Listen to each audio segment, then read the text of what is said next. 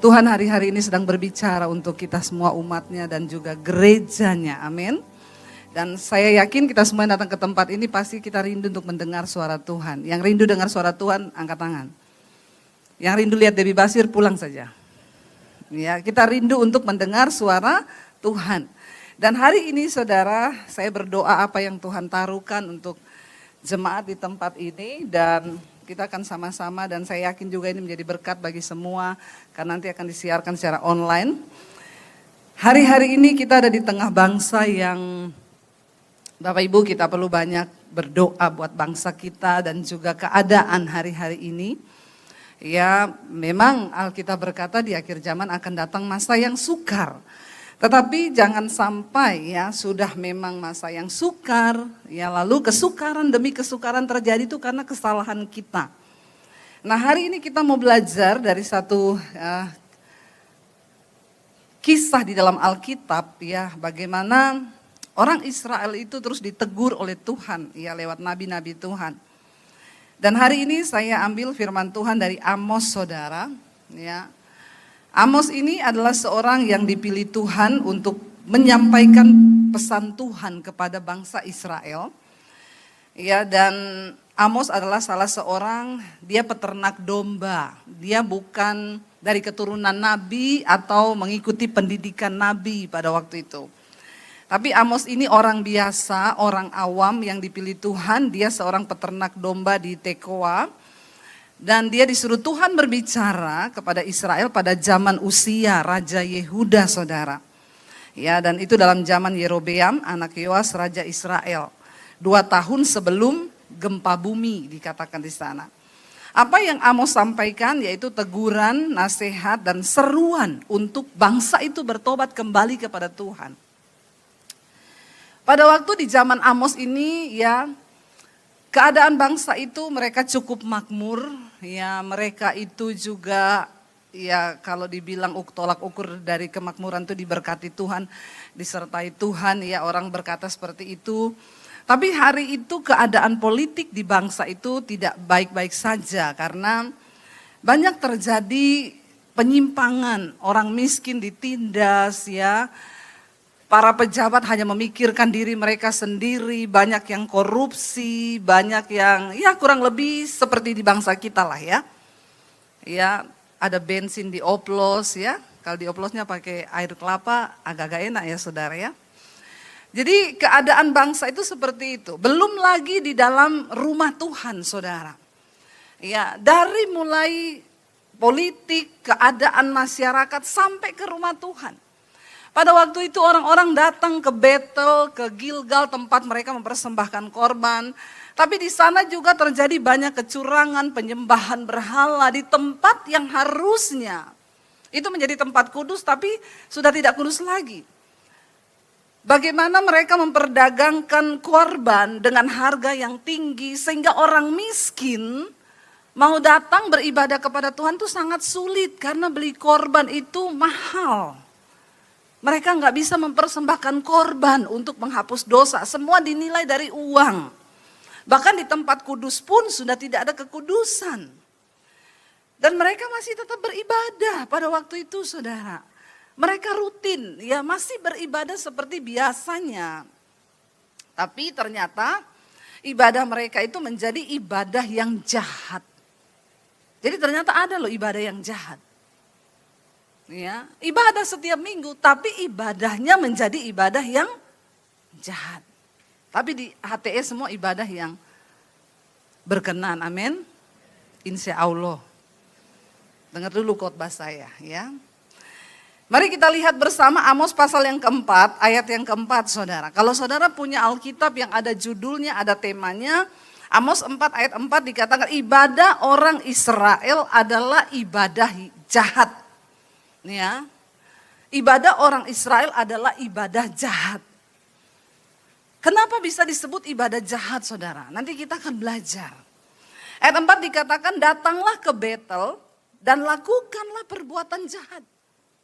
Ya, padahal Betel itu tempat orang datang beribadah, mempersembahkan korban. Rumah Tuhan Betel itu. Ya. Tapi dikatakan Tuhan berfirman lewat Amos, "Berdatanglah ke Betel dan lakukanlah perbuatan jahat. Ke Gilgal dan perhebatlah perbuatan jahat." Gilgal juga adalah salah satu tempat ya di mana ketika orang Israel keluar dari tanah Mesir menyeberangi sungai Yordan, mereka tiba di Gilgal dan di situ Tuhan menguduskan mereka, disunat semua orang yang tidak bersunat, dikuduskan umat itu sehingga di situ menjadi satu tempat di mana orang Israel berjumpa dengan Tuhan, beribadah kepada Tuhan dan mereka mempersembahkan hidup yang kudus kepada Tuhan. Tapi hari itu Tuhan berkata lewat Amos, "Pergilah, datanglah ke Betel, lakukan perbuatan jahat. Pergilah ke Gilgal, perhebatlah perbuatan jahat." Kita berdoa saudara, supaya hari-hari ini ibadah kita menjadi ibadah yang berkenan, bukan ibadah yang jahat. Ya, seringkali tanpa disadari. "Bawalah korban sembelihanmu pada waktu pagi dan persembahan persepuluhanmu ya pada hari yang ketiga. Bakarlah korban syukur dari roti yang beragi ya dan maklumkanlah persembahan-persembahan sukarela, siarkanlah itu. Sebab bukankah yang demikian kamu sukai, hai orang Israel, demikianlah firman Tuhan Allah." Kenapa ibadah mereka disebut jahat? Karena mereka beribadah tanpa ketaatan kepada Tuhan. Mereka beribadah tapi kejahatannya tetap berjalan. Mulai dari pemerintahannya, imam-imamnya sampai ke umat Tuhan kelihatan beribadah. Tapi kejahatannya jalan terus saudara. Ya sehingga dikatakan ibadah itu menjadi ibadah yang jahat. Betapa seringnya kita menjadi orang Kristen, kita pun melakukan hal yang sama. Kita ke gereja sih tiap hari Minggu. Tapi kepahitan jalan terus, ya tidak mengampuni. Kita beribadah tiap hari Minggu. Tapi kita melakukan hal-hal yang najis, kita bersinah, ya kita hidup dalam segala macam yang tidak berkenan pada Tuhan. Suami istri berantem, ndak omongan, terus jalan. Tapi hari Minggu ibadah. Ya, jalan terus kita bayar persembahan, persepuluhan, kita bayar. Kita persembahkan apa yang mau kita persembahkan sehingga kita hidup di dalam kemunafikan saudara. Makanya ibadah kita menjadi ibadah yang jahat. Karena ibadah tanpa pertobatan adalah kejahatan di mata Tuhan. Amin. Kita belajar hari-hari ini. Ayo kita menjadi orang Kristen yang benar. Kita berdiri di atas bangsa yang sudah seperti ini. Mari kita menjadi orang Kristen yang benar. Supaya hidup kita diperhitungkan Tuhan di atas bangsa yang jahat seperti ini. Kita harus berdoa saudara. Ya melihat semua yang ada yang terjadi saudara. Ya dan ketika mereka itu akhirnya tidak mau bertobat, tadinya mereka bangsa yang makmur, ya Tuhan menyertai, tapi dosa saudara membuat akhirnya Tuhan tidak berkenan kepada mereka. Kita lihat ayat yang ke-6, orang Israel tidak mau berbalik kepada Tuhan. Tuhan tegur mereka saudara, karena mereka tidak mau berbalik saudara, tapi tetap tidak mau berbalik. Ayat 6 berkata begini, kita baca sama-sama. "Sekalipun aku ini telah memberi kepadamu gigi yang tidak disentuh makanan di segala kotamu dan kekurangan roti di segala tempat kediamanmu, namun kamu tidak berbalik kepadaku." Tuhan udah tegur bangsa ini. Terjadi kelaparan, punya gigi tapi nggak bisa makan. Ya, bagaimana itu orang kalau punya gigi tapi nggak dapat sentuh makanan, buat apa saudara? Sia-sia toh? Mending gak ada gigi tapi bisa makan toh, daripada ada gigi tapi gak bisa makan, firman Tuhan bilang. Ya dikatakan, "Aku telah memberikan kepadamu gigi yang tidak disentuh makanan," karena terjadi kelaparan hebat. Tuhan tegur bangsa ini lewat kemerosotan yang terjadi, kelaparan, hidupnya susah. Tapi seringkali orang Kristen tuh udah susah hidup sombong lagi ya. Enggak di sini sih. Di sana saudara ya, udah susah sombong, gak mau tobat datang sama Tuhan. Ya, tapi mereka tidak berbalik, sudah nggak bisa makan, tidak ada makanan, tapi tidak mau berbalik. Banyak orang Kristen sombong, udah miskin, sombong. Bilang kanan kirimu, jangan kau udah miskin sombong lagi ya, bertobat. Ya, udah nggak bisa makan, tetap sombong saudara, nggak mau datang sama Tuhan. Lalu dikatakan, "Aku pun telah menahan hujan daripadamu, Ketika 3 bulan lagi sebelum panen, aku menurunkan hujan ke atas kota yang satu dan tidak menurunkan hujan ke atas kota yang lain. Kalau tinggal 3 bulan mau panen terus hujan, banjir, kira-kira jadi panen enggak? Enggak, saudara. Ya, padi sudah menguning. Ya, tinggal 3 bulan mau dipanen. Itu kan yang kita harapkan, panas kan. Ya, tiba-tiba hujan, udah mulai berbulir, hujan, banjir. Pasti gagal panen. Aku telah menahan, dikatakan di sana, aku telah menahan hujan daripadamu. Bahkan Tuhan juga menurunkan hujan, tidak menurunkan hujan ke atas kota yang lain. Ladang yang satu kehujanan, ladang yang lain tidak kena hujan dan menjadi kering. Semuanya gagal, saudara. Penduduk 2-3 kota pergi terhuyung-huyung ke satu kota untuk minum air. Bayangkan cuma untuk cari minum, mereka pergi dari satu kota ke kota yang lain sampai terhuyung-huyung. Kira-kira ini keadaan yang enak atau tidak? Enak gak, saudara? Enggak enak loh, terhuyung-huyung cuma pengen cari minum. Seringkali orang Kristen sudah hidupnya sulit, tapi tetap gak mau cari Tuhan sungguh-sungguh. Ya. Penduduk 2-3 kota pergi terhuyung-huyung ke satu kota untuk minum air, tetapi mereka tidak menjadi puas. Namun kamu tidak apa? Berbalik kepadaku, demikianlah firman Tuhan. Tuhan izinkan gagal panen. Tuhan izinkan usahanya tidak diberkati. Tuhan izinkan makan susah. Tuhan izinkan mau minum aja susah. Semua keadaan menjadi sulit, tapi tetap tidak mau tobat, mencari Tuhan, saudara. Ya, makanya ibadah mereka menjadi jahat di mata Tuhan. Dikatakan di sana ayat 9, aku telah memukul kamu dengan nahama dan penyakit gandum. Telah melayukan tanaman-tanamanmu dan kebun-kebun anggurmu. Pohon-pohon ara dan pohon zaitunmu dimakan habis oleh belalang. Namun apa? Kamu tidak berbalik kepadaku. Demikianlah firman Tuhan. Udah usahanya bangkrut. Ya, tidak ada penghasilan, kehilangan pekerjaan, mau makan aja sulit, tapi tetap nggak mau bertobat. Tetap nggak mau hidup menyenangkan Tuhan. Nggak cukup sampai di situ. Bangsa ini udah terhuyung-huyung, saudara. Ayat 10 dikatakan begini, aku telah melepas penyakit sampar ke antaramu. Bukan hanya secara ekonomi dipukul Tuhan. Bukan hanya kehilangan pekerjaan. Bukan hanya bangkrut, tidak ada penghasilan. Juga mengalami keadaan sakit, saudara. Sudah dilepas penyakit sampar ke antaramu seperti kepada orang Mesir. Aku telah membunuh terunamu dengan pedang. Ya, terjadi perang, banyak kematian, saudara. Pada waktu kudamu dijara, aku telah membuat bau busuk perkemahanmu tercium oleh hidungmu. Namun kamu tidak berbalik kepadaku, kata Tuhan. Udah tercium bau bangkai yang menyengat karena kalah perang, saudara. Ya, jangan tunggu sampai terjadi perang. Sekarang kita dengar berita-berita perang, India perang, saudara. Kasihan, udah miskin perang lagi kan. Kasihan loh. Ya, saya membayangkan, saudara. Ya, ayo kita sungguh-sungguh berdoa. Sehingga dikatakan perkemahan mereka sampai bau busuk, bau mayat. Ya, bau jenazah. Ya, sekarang kita lihat berita, saudara, hari-hari ini banyak ditemukan mayat. Di Indonesia ini berita tentang kematian setiap hari itu ada. Orang dibunuh, orang digorok, orang di ini, orang di itu, saudara. Waduh, menakutkan. Kemarin saya baca berita bocah 9 tahun bakar 15 rumah.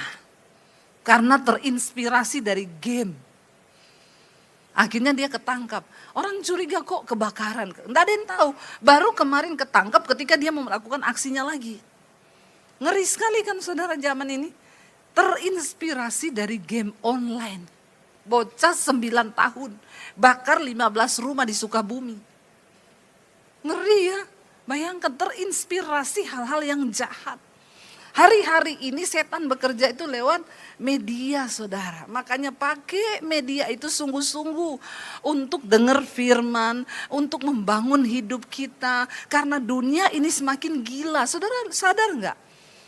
Kita lagi ngomong-ngomong apa, tiba-tiba algoritma kita tuh muncul. Ya, waktu kau lagi ngomong apa, besok muncul. Ya, saya ngomong sama suami saya, kayaknya saya ini ya udah 50 tahun gampang capek sekarang, kayaknya butuh kolagen apa-apa. Saya ngomong gitu, saya buka IG keluar, Anda butuh kolagen. Ih, apa aja yang saudara omong tuh muncul loh, kenapa? Ya memang ini zamannya saudara, teknologi semakin canggih. Ya, ke depan semua akan digantikan oleh AI. Beberapa gereja di luar negeri sekarang yang khotbah AI. Ya, udah bukan pendeta. Kemarin di Jerman AI khotbah di ini seperti saya gini tapi AI. Lalu orang tanya, "Bu, gimana kalau AI sudah khotbah?" Ya setidaknya AI itu nggak selingkuh, dia nggak homo toh. Nggak KDRT sama istrinya, masih lebih kudus lah daripada pendeta sekarang. Pendeta yang nggak bertobat tentunya, kalau kita di sini bertobat. Semua pendeta di HTE bertobat, amin. Makanya saudara juga harus bertobat. Ini keadaan zaman saudara. Saudara mau atau tidak, dunia ini akan terus berubah dan dia akan menggilas orang yang tidak siap dengan perubahan. Karena dunia ini akan cenderung membawa kita mati dalam iman. Saudara siap atau tidak, ini akan terjadi. Tapi ketika iman kita diperkuat, ya pengenalan kita akan Tuhan diperkuat, kita hidup dalam pertobatan, maka Yesus berkata ada satu yang bisa mengalahkan dunia ini adalah apa-apa? Iman kita saudara, iman yang hidup. Ya, yang akan mengalahkan dunia. Kita nggak bisa pakai kepintaran kita untuk kalahkan dunia ini. Oh AI makin canggih, sekarang rumah sakit AI kemarin buka loh di Tiongkok. Baru buka ribuan semua pasiennya saudara. Yang operasi itu robot, bukan dokter lagi, bukan. Bayangkan loh, sekarang semua mulai tergantikan oleh kecanggihan teknologi. Teknologi dan canggih kita nggak pengetahuan kita sudah kurang. Ya kalau buka media sosial cuma nonton sinetron yang nggak penting, ipar adalah maut. Ya, yang kita nonton yang begitu-begitu, drama Korea. Kita nggak pernah mau tambah nih pengetahuan iman saya apa, ya? Sehingga dunia berubah dan kita nih tanpa kita sadari kita semakin dirubah oleh dunia, justru menjadi semakin jauh dari Tuhan. Ngeri saudara. Tuhan bilang sudah tercium bangkai, bau busuk, semuanya dimusnahkan. Terunanya anak-anak muda aja dibunuh sama Tuhan. Perkemahannya itu jadi timbunan bangkai. Tapi kamu tidak berbalik kepadaku. Ayat 11, aku telah menjungkir balikan kota-kota di antara kamu. Seperti Allah menjungkir balikan Sodom dan Gomora. Sehingga kamu menjadi seperti puntung yang ditarik dari kebakaran. Namun kamu tidak berbalik kepadaku. Demikianlah firman Tuhan. Tinggal puntung ditarik dari kebakaran. Itu hampir udah binasa semua. Tapi tetap gak mau balik sama Tuhan. Gak mau bertobat. Ini ciri-ciri manusia di akhir zaman saudara. Ayat 12, sebab itu demikianlah akan kulakukan kepadamu hai Israel. Oleh karena aku akan melakukan yang demikian kepadamu, maka bersiaplah untuk bertemu dengan Allahmu hai Israel. Tidak ada satu orang pun yang bisa sanggup bertemu dengan Allah. Pasti binasa kalau enggak hidup dalam kekudusan. Amin. Tuhan mengancam mereka. Ya. Kalau udah nggak bisa ditegur, udah nggak bisa gini, ya udah Tuhan yang akan bertemu dan kalau ketemu Tuhan mati saudara kalau nggak hidup kudus. Sebab sesungguhnya Dia yang membentuk gunung-gunung dan menciptakan angin, yang memberitahukan kepada manusia apa yang dipikirkannya. Dan yang membuat fajar dan kegelapan dan yang berjejak di atas bukit-bukit bumi. Tuhan Allah semesta alam, itulah namanya. Dipertegas siapa kita dibandingkan Tuhan yang begitu mulia itu saudara. Tuhan yang menciptakan gunung, Tuhan yang menciptakan manusia, Tuhan yang menciptakan segala-galanya. Masa kita ini yang tidak ada apa-apanya, tidak mau datang untuk sungguh-sungguh mencari Tuhan. Jangan membawa ibadah yang palsu kepada Tuhan. Kalau kita lihat Amos pasal yang kelima, di sana Terus saudara, dikatakan bahwa Israel akan rebah, tidak akan bangkit lagi. Keadaannya akan semakin menjadi memburuk kalau mereka nggak bertobat. Lalu saya tertarik dengan Amos 5 ayat yang keempat. Ini kuncinya, dikatakan saudara, judul perikopnya Amos 5 ayat 4, jalan yang menuju hidup. Saya suka kalau membaca Alkitab tuh kenapa? Setelah diberitahukan itu, kalau kamu nggak begini, kamu akan begini, maka jalannya ini loh, lakukan ini loh, supaya kamu itu hidup. Jalan yang menuju hidup dikatakan. Sebab beginilah firman Tuhan ayat 4, kepada kaum Israel. Apa di sana dikatakan? Carilah aku, maka kamu akan hidup. Ya. Carilah aku, maka kamu akan hidup, kata firman Tuhan. Ayat 5 dikatakan, baca bersama. Janganlah kamu mencari Betel, janganlah pergi ke Gilgal, dan janganlah menyeberang ke Beersheba, sebab Gilgal pasti masuk ke dalam pembuangan dan Betel akan lenyap. Ya, padahal tadi kita sudah tahu bahwa Betel itu adalah rumah Tuhan, Gilgal adalah tempat Allah menguduskan bangsa Israel, Beersheba itu juga satu tempat di mana ya Tuhan ada monumen-monumen tentang kebangunan rohani, tentang tempat beribadah. Hari ini Tuhan mau berkata, jangan cuma pergi ke gereja kalau hidupmu tidak bertobat dan engkau tidak sungguh-sungguh mencari Tuhan terlebih dahulu. Ya, buat apa kau ke gereja kalau kau nggak bertobat? Buat apa kau mencari sesuatu yang hanya kelihatannya itu tempat beribadah? Kalau engkau tidak sungguh-sungguh mempersembahkan hidup dalam pertobatan, maka ibadahmu menjadi ibadah yang jahat di mata Tuhan, saudara. Hari-hari ini Tuhan sedang pisahkan orang-orang yang sungguh-sungguh beribadah dengan yang tidak sungguh-sungguh beribadah kepada Tuhan. Biar dia dapati kita ini menjadi orang yang sungguh-sungguh beribadah. Jangan pergi mencari Betel. Jangan pergi ke Gilgal. Ini adalah tempat-tempat mereka biasa beribadah kepada Tuhan. Tuhan melarang mereka pergi ke sana sebab itu sudah menjadi satu tempat rutinitas yang tidak lagi ada kuasanya. Justru ada dosa di sana. Kita berdoa, saudara. Biarlah kita menjadi orang-orang yang mencari Tuhan. Ya. Supaya apa? Ketika engkau pergi ke gereja, engkau mencari Tuhan, engkau ketemu Tuhan. Amin, saudara. Dikatakan carilah Tuhan, ya maka kamu akan hidup. Ada dua kata kunci, saudara. Carilah Tuhan, maka kamu hidup. Mencari Tuhan itu artinya apa? Kita cari kehendaknya, kita cari hukum-hukumnya, kita cari peringatannya. Jangan cuma datang ke gereja, tapi kau tidak cari kehendak Tuhan dalam hidupmu, amin. Kita hidup dengan kekuatan kita sendiri, kita hidup dengan karepe kita sendiri, ya pokoknya ya wes lah. Ya Tuhan tuh cuma hari Minggu aja kalau ke gereja, setelah itu wes hidupku sendiri. Bertobat, ibadahmu menjadi jahat di mata Tuhan. Ayo cari kehendak Tuhan.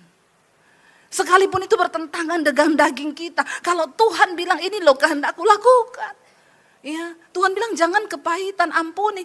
Ya Tuhan, aku tuh jengkel sama iparku, tapi karena firman-Mu suruh mengampuni, ya aku harus mengampuni karena aku ingin berkenan kepada Tuhan, ya. Orang yang mencari Tuhan, dia akan ketemu Tuhan dan dia akan menjadi pribadi yang hidup menyenangkan Tuhan. Kalau kau cuma pergi ke Betel atau ke Gilgal, belum tentu kau menjadi orang yang berkenan kepada Tuhan. Tapi kalau kau mencari Tuhan terlebih dahulu, engkau pergi ke gereja, ibadahmu menjadi ibadah yang berkenan kepada Tuhan, saudara. Itu yang Tuhan mau. Ada satu kesaksian dikirim ke saya di mesbah doa. Dia bilang, Bu, shalom, kami ini suami istri. Kami ini sudah menikah, kami Kristen, Bu, dari kecil. Tapi kami ini Kristen tanpa pertobatan. Ya jadi kami Kristen kalau minggu tuh ke gereja. Tapi ya dosa jalan terus, rumah tangga kami ribut, berantem lah, saling maki, saling caci. Suami merokok, mabok, istri juga ikut merokok. Hidupnya tuh enggak karu-karuan. Kalau berantem tuh enggak bicara, sampai akhirnya mereka menikah. Dan sudah berapa tahun tuh enggak punya anak, saudara. Lalu mereka mulai minta didoakan, tujuannya itu cuma ingin punya anak, bukan cari Tuhan. Ya, mereka minta untuk didoakan, mereka rajin ke gereja, cuma supaya bisa punya anak, bukan untuk cari Tuhan. Ke gereja mereka berdoa, Tuhan beri kami anak, pulang berantem lagi, ribut lagi, maki-maki lagi. Pokoknya hidupnya nggak ada pertobatan, sehingga juga kalau mereka ribut terus begitu kan usahanya nggak diberkati, bikin pusing kepala saudara. Ya ada sih orang-orang yang kerja tapi kepalanya pusing terus, ada nggak di sini? Enggak ya, orang Semarang semua adem ayem ya. Amin, insya Allah. Ya nggak ribut, pokoknya pulang itu sama istri sayang-sayangan, tiap hari pelukan, ya tiap hari ini ya. Tapi lain orang dua ini saudara, ini Jakarta. Tapi tiap minggu ke gereja, berdoa supaya bisa hamil, punya anak. Tapi mereka tidak mencari Tuhan. Sampai akhirnya orang tuanya kirimin mesbah doa saya saudara. Lalu mereka mulai ikuti, mamanya bilang kamu ikut tuh. Ya nanti biar kamu juga berdoa, tuh banyak kesaksian dengar di situ. Ketika mereka mulai mendengar saudara, ya saya selalu menekankan tentang pertobatan. Kita mau hebat dalam karunia, kita mau hebat bahasa roh, kita mau hebat pelayanan. Kalau tidak bertobat, percuma. Amin. Jadi mereka mulai ngerti ini, mendengar. Akhirnya suami istri itu dijamah Tuhan, dilawat Tuhan. Dan mereka berkata begini, udahlah ayo kita cari Tuhan. Ya, ketika kita mencari Tuhan, maka orang kalau mencari Tuhan, ketemu Tuhan, kerinduan hatinya adalah hidup menyenangkan Tuhan, bukan lagi hidup menyenangkan diri sendiri. Lalu ketika mereka mulai ketemu Tuhan, hidup mereka diubahkan, suaminya berhenti rokok, berhenti minum, berhenti mabok, dia sayang sama istri, istri juga berubah menjadi istri yang tunduk sama suami, rumah tangganya itu juga jadi seperti surga. Bahkan mereka berkata begini, Tuhan kami tidak punya anak pun tidak apa-apa. Kami menemukan Tuhan. Orang itu kalau menemukan Tuhan beda saudara. Sama nih tidak punya uang, sama-sama tidak punya uang. Tapi tetap ada damai. Tidak percaya nih. Ini nggak percaya loh Pak, jemaatnya dibilang nggak punya uang ada damai sejahtera, ini bertobat ya. Baru saya ngomong udah nggak bertobat. Orang kalau ketemu Tuhan, biar nggak punya uang tetap damai. Terpaksa nggak ini? Ya, apa iya toh Bu? Ya, saya sama suami itu di mobil nyetir, kita tuh sambil ngobrol. Suami saya selalu bilang, ingat nggak dulu saya kita tuh naik motor loh. Kemarin kita kan nyetir dari Jakarta ke Solo. Terus cerita-cerita, terus suami saya bilang gini. Saya bilang ini sudah sampai mana? Sudah sampai di Batang. Terus ingat nggak dulu? Kenapa? Waktu kita naik motor. Ya, sampai di Batang itu kita udah lapar loh, tapi nggak punya uang dari Jakarta ke Solo itu. Ya, kita nggak berani makan karena uang itu hanya pas untuk bensin motor 200.000. Tapi sampai di Batang kita berhenti di pom bensin, ya bukan lewat tol ya, lewat jalan biasa nih 18 jam Jakarta Solo. Akhirnya suami saya bilang, udah deket say, bensin sudah penuh, ada uang sisa. Kita makan yuk, kita makan bakmi tek-tek itu di pinggir jalan di depan pom bensin waktu itu. Saya ingat. Terus saya tuh bilang, iya kita dulu menderita banget ya saya. Terus dia bilang, iya tapi lucu ya, kita dulu gak ada duit tapi sukacita loh. Damai sejahtera loh kita. Amin. Nggak percaya lagi? Ini saya sudah ngomong loh, karena saya mengalami loh ya. Bukan saya tidak mengalami. Jangan saudara bilang, Allah Bu Dewi itu pret. Enak aja dia bilang begitu karena dia tidak mengalami. Saya mengalami. Ya, apa yang tidak saya alami, saya mengalami. Lalu kami mengulangi kisah-kisah kami. Suami saya bilang, iya dulu kita jualan jus sampai jam 12 malam loh. Saya nggak malu. Ya, tapi ada damai sejahtera dan kata suami saya gini, iya loh, kita dulu susah banget loh, tapi kita nggak pernah ngutuk Tuhan loh. Kita selalu bersyukur loh sama Tuhan. Ya, apapun keadaannya kita selalu bersyukur walaupun dengan air mata. Tuhan terima kasih Tuhan, Engkau baik. Nggak pernah ada kata-kata dari mulut kami yang berkata, kenapa sih Tuhan? Ya, kenapa nasib kami begini? Nggak pernah. Ya. Saya dan suami tadi malam di mobil kita cerita itu saudara. Ya, akhirnya di mobil kita lagi ngomong lagi, terima kasih Tuhan Engkau baik. Ya, orang itu kalau ketemu Tuhan saudara, kayak suami istri itu, mereka nggak pikir lagi, oh kita ini nggak punya anak loh. Nggak ada. Waktu mereka ketemu Tuhan, hidupnya diubahkan, karakternya diubahkan. Mereka mencintai Tuhan, saling mengasihi. Mereka bilang bahkan Tuhan, ndak punya anak, ndak apa-apa, Engkau baik. Lihat, paradigmanya sudah berubah. Kenapa engkau perlu cari Tuhan? Kenapa engkau perlu ketemu Tuhan? Karena waktu engkau ketemu Tuhan, engkau dapat menyikapi semua hal yang rasanya tidak enak. Engkau bisa bersyukur dan berkata, Engkau baik Tuhan. Engkau baik. Kalau kau cuma pergi ke Betel, kalau kau cuma pergi ke Gilgal untuk beribadah dan melakukan ibadah yang jahat, kau tidak akan pernah ketemu Tuhan. Dan itu menyakiti hati Tuhan. Kita pikir kita sudah jadi Kristen, tapi sebenarnya ibadah kita menjadi ibadah yang jahat. Karena ibadah kita tanpa pertobatan kepada Tuhan. Makanya Tuhan larang, gak usah kamu pergi ke Betel. Karena Betel akan dimusnahkan. Gak usah pergi ke Gilgal karena mereka juga akan mengalami pembuangan. Tapi cari Tuhan maka kamu akan hidup. Hidup di sini bicara cuma bukan hidup di dunia ini saja saudara. Karena satu saat kita akan mati. Dan akan meninggalkan dunia ini. Tapi orang yang mencari dan ketemu Tuhan, engkau akan hidup sampai pada kekekalan. Amin. Dan itu hidup yang lebih berarti dari hidup di dunia ini. Hidup sampai pada kekekalan. Tuhan bicara itu. Carilah aku maka kamu akan hidup. Hidup yang, ya kalau ada dulu iklan bilang begini, bikin hidup jadi lebih hidup. Jangan hidup yang biasa-biasa. Tuhan akan membuat hidup kita jadi lebih hidup. Ya itu tadi, gak ada uang tetap suka. Apa iya toh? Lah iya. Itu hidup yang lebih hidup di dalam Tuhan. Enggak punya anak tetap bersuka cita. Dulu marah nyalahin Tuhan. Udah coba bayi tabung, coba ini keluarin uang banyak. Tapi enggak ada hasil. Makin marah sama Tuhan, dugem, mabok, judi. Enggak ngerti. Kenapa Tuhan bilang kau harus cari Tuhan?